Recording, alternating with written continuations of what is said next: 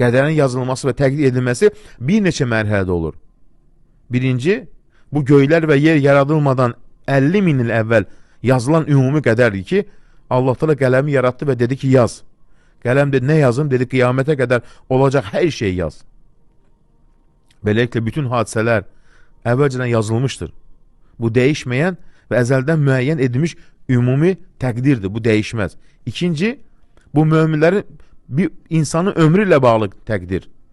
Allah Adəm nəslini yaratdığı zaman onlardan əhd aldı və buyurdu, mən sizin Rəbbiniz deyiləmmi? Onlar dedi, bəli, sən bizim Rəbbimizsən. Bu da insanın ömrü ilə bağlı təqdirə işarədir. Üçüncü, insan ana bətnində yazılan təqdiri.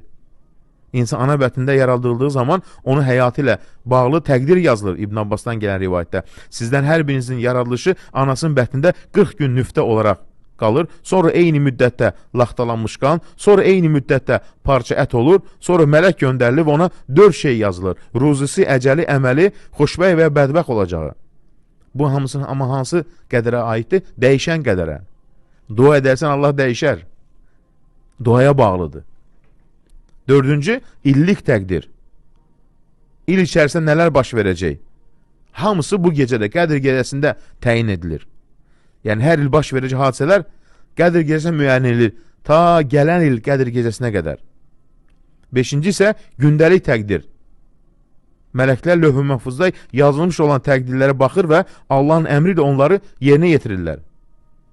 Yəni, illik təqdir Qədr gecəsinə baş verir. Allah da buyurur, biz onu mübarək bir gecədə nazil etdik. O gecədə hər bir hikmətli iş müəyyən edilir. Hər bir